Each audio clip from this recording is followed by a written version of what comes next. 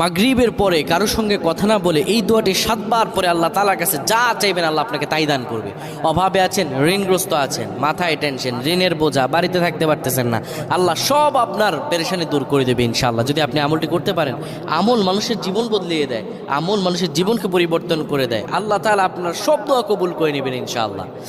মাগরিব নামাজের পরে কিবলামুখী হয়ে থাকবেন, কারোর সঙ্গে কথা বলবেন না, কারোর সঙ্গে কথা না বলে কিবলামুখী হয়ে আপনি পড়বেন আল্লাহুম্মা আজিরনা মিনান নার, আল্লাহুম্মা আজিরনা মিনান নার, আল্লাহুম্মা আজিরনা মিনান নার।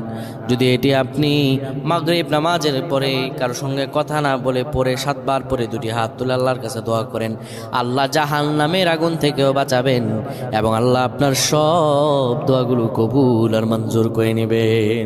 আল্লাহুম্মা আমিন।